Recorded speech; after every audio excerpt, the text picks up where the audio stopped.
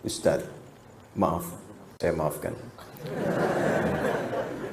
Saya dan istri ingin sekali pergi naik haji. Sama, kita semua ingin pergi naik haji. InsyaAllah dimudahkan oleh Allah Subhanahu wa ta'ala. Saya sudah mendaftar haji tahun 2012. Alhamdulillah tahun 2020 ini saya dan istri mendapat panggilan untuk keberangkatan. Alhamdulillah, semoga Allah mudahkan. Tetapi kami tidak memiliki uang untuk menebus kartu porsi di bank. Ini masalahnya. Dana talangan sebesar 46 juta untuk kami berdua. Pertanyaannya, bolehkah atau halalkah bila kami meminta sumbangan ke sana kemari untuk membayar keberangkatan haji kami? Terima kasih atas penjelasannya. Quran surah ketiga Al-Imran ayat 96 sampai 97. Inna awwala baitin wudi'a lin-nasi alladhi bi Bakkah mubarakan wa hudan lil 'alamin fihi ayatun bayyinatun maqamu Ibrahim faman dakhalahu kana amina walillahi 'alan nasi hajjul baiti man istata'a ilaihi sabila. Allah sudah menyampaikan walillahi 'alan nasi hajjul baiti. Semua manusia itu punya satu hal yang diwajibkan oleh Allah untuk bisa menunaikan ibadah haji. Siapa mereka? Man istata'a ilaihi sabila. Siapa yang sudah berusaha menyiapkan kemampuan supaya bisa berangkat. Istita'ah asalnya bukan mampu. Ingat. Mampu qadirun. Istita'ah dari kata ta'at asalnya. Ditambah ista di depannya. Ta'at bagian kedekatan dengan Allah. Amal saleh. Istata'a berusaha untuk taat, asalnya begitu. Ada usaha. Jadi istita'ah itu usaha untuk mampu demi menaati Allah. Terjemahan yang tepatnya begitu. Usaha untuk mampu demi menaati Allah. Jadi sebetulnya setiap kita itu diminta oleh Allah berusaha supaya mampu haji. Jangan mengukur, saya nggak punya nih. Saya nggak ada nih, bukan. Usaha sampai kita punya kemampuan berangkat. Itu maksudnya. Dan usaha itu, saya beri mukadimah dulu ya. Usaha itu ada dua. Saya ulang ya, usaha itu ada dua. Usaha dengan mengumpulkan harta. Saya sarankan sih kalau mau nabung pakai emas. Itu lebih mudah. Ini saya sarankan. Karena ayat-ayat di Quran ketika bicara harta itu kebanyakan bicara tentang emas dan perak. Ya, misal Quran surah ketiga, ayat ke-14. Paling kanan agak ke bawah. Zuyyina lin-nasi hubbus syahawati minan nisa'i wal banin wal qanatiril muqantarati minan dzahab wal fiddah. Ya, qanatir muqantarah itu ada harta yang punya nilai intrinsik berharga. Yang kalau dikumpulkan punya nilai. Jadi ada harta yang punya nilai intrinsik, ada yang ekstrinsik. Intrinsik itu di dalamnya memang ada nilainya. Ya sudah ada nilai, jadi nggak berpengaruh oleh apapun. Emas itu kalaupun pecah masih bisa dijual. Ya, tapi uang kalau sobek ya kertas kok. Nilainya berubah-ubah. Makanya sekarang selalu mengalami devaluasi. Menurut saya bukan mengalami penurunan tuh. Memang nilainya diturunkan dengan kepentingan tertentu. Dulu itu masih menggunakan emas. Ya, masih menggunakan emas. Isyarat Quran, hadis masih dipakai. Bahkan di Amerika pun masih pakai. Pada tahun 1930-an, 1934 dari 1932 itu diuji coba. Dia ada sekumpulan orang berkumpul memikirkan sifat monopoli. Bagaimana memonopoli dunia dari sistem keuangan. Maka diwujudkanlah uang kertas itu. Diuji coba asalnya di negara barat sana. Lokal sifatnya. Lokal. Apa yang diuji coba? Ditarik emas-emas dari penduduk lokal, dibuatlah uang kertas. Yang tidak mematuhi diberikan hukuman. Maka dari situ diberikan uang kertas, tapi uang kertas itu masih punya nilai setara dengan emas. Diberikan per onsnya emas itu setara dengan $20 pada masa itu. Terus orang nuker tuh. Yang sadar bahwa kertas ini nggak punya nilai intrinsik, maka dia menyimpan kemudian emasnya di tempat lain. Supaya tidak kena hukuman. Ini kisah nyata ini, nanti ada perjanjiannya. Nah teman-teman sekalian, apa yang terjadi? Ketika uang itu sudah menyebar dan emasnya cukup terkumpul, maka diturunkan, didevaluasi nilainya. Yang tadinya per onsnya $20, ya diturunkan nilainya. Seakan-akan harga emas itu jadi naik, padahal emas itu segitu-gitu aja.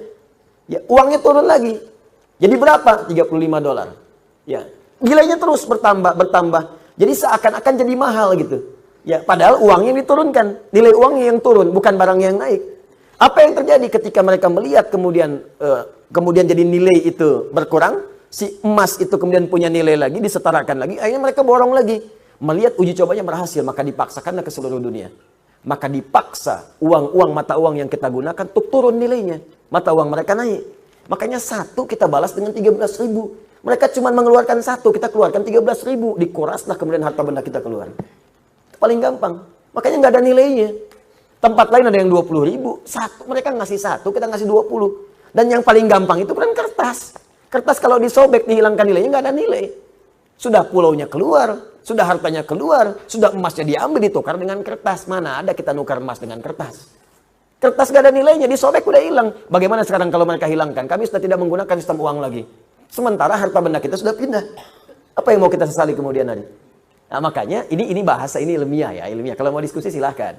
Ini ilmiah, jadi kita diskusi. Makanya dulu Bung Karno ketika membuat uang itu konsultasi pada ulama.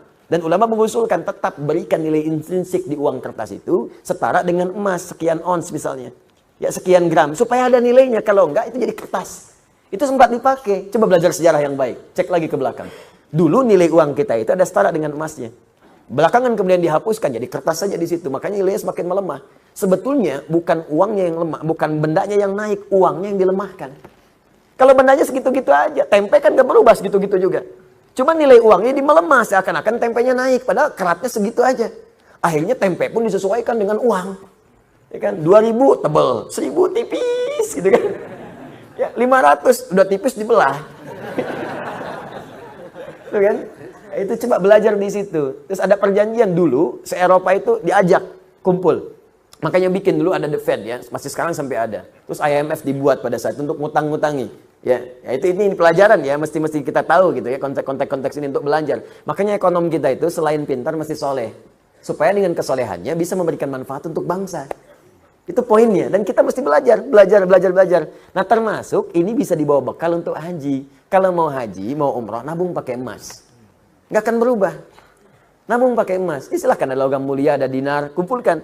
Demi Allah saya katakan ya, nilai itu, karena emas tuh punya nilai intrinsik, maka dia akan terus naik. Akan setara. Harga kambing di masa Nabi sampai sekarang pun sama nilainya segitu.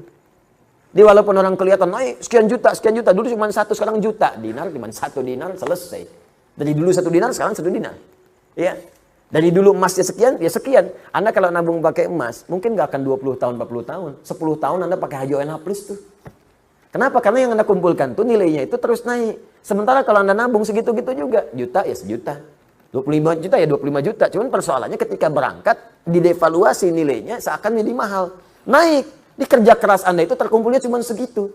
Coba bayangkan kalau 10 tahun Anda dapat penghasilan, belikan emas. Mungkin akan turun jaraknya. Orang yang nabung 20 tahun nanti lama-lama, mungkin Anda cuma 10 tahun pakai warna plus. Dapat Anda di situ. Kalau nggak percaya silakan coba buktikan pelan-pelan di situ. Dan tidak melanggar hukum. Karena uang transaksi yang kita gunakan tetap rupiah. Kita nabung pakai emas, jual pakai rupiah, setelah itu berangkat. Ya kan?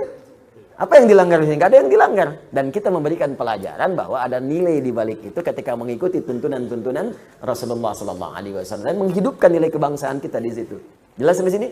Baik, itu bagian pertama. Yang belum jelas adalah kembali ke sini tadi. Nah, sekarang bagaimana keadaannya? Yang kedua, ada kesalahan yang fatal juga yang kedua. Apa kesalahannya? Dana talangan. Jelas kok kaidah Qur'annya. Kalau mampu berangkat, belum mampu nunggu, nabung dulu. Gitu, ini ditalangin. Sehingga ketika ditalangin, terlihat semua mampu. Padahal belum tentu ada kemampuan.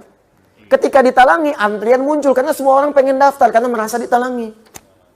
Akhirnya apa yang terjadi? Yang tadinya setahun, cuma 2 tahun. Orang dulu cuma bulan-bulan, Pak, nunggu.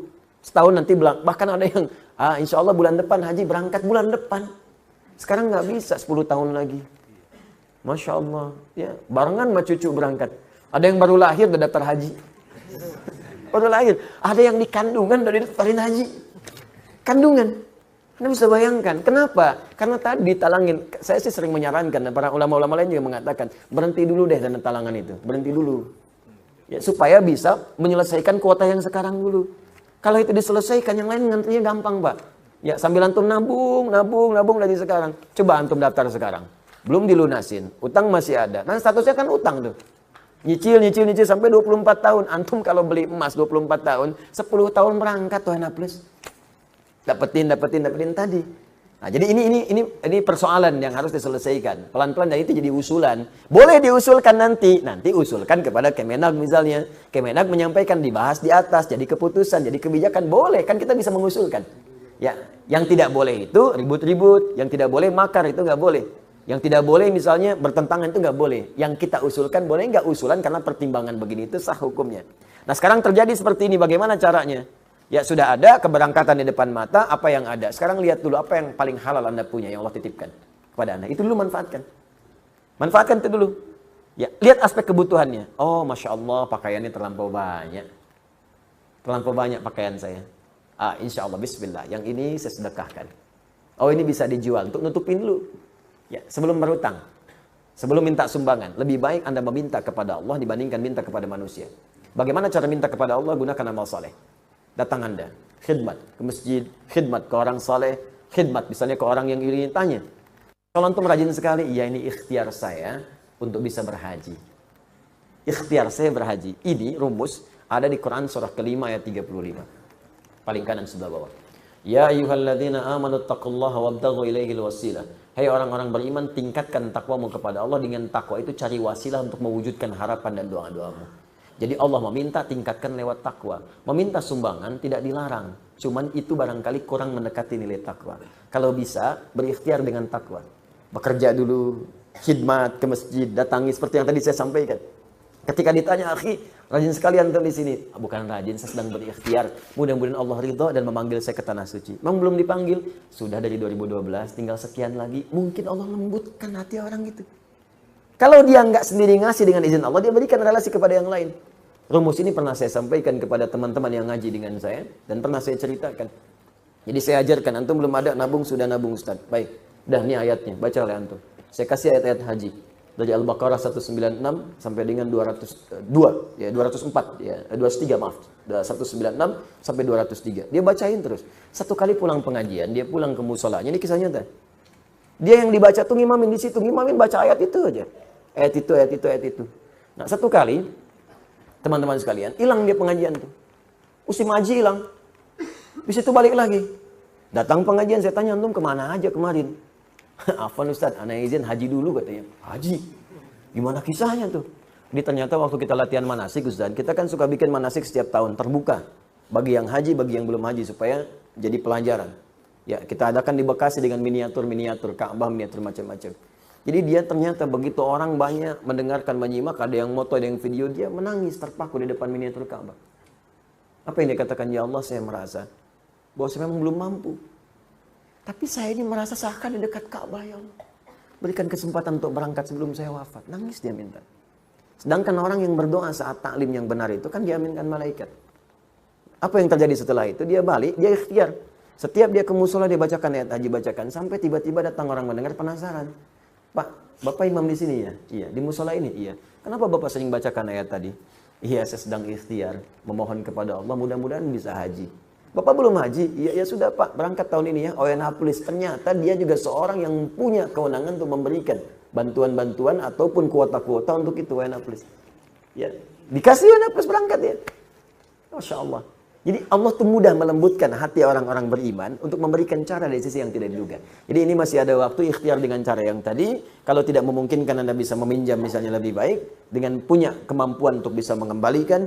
Ya berusaha berikhtiar. Minta kepada kawan misalnya bantuan. Mungkin saya bisa cicil, mungkin demikian. Dengan sisa yang bisa Anda dapatkan. Kalau semua tidak mungkin dilakukan, boleh jadi Allah menyimpan hikmah di situ.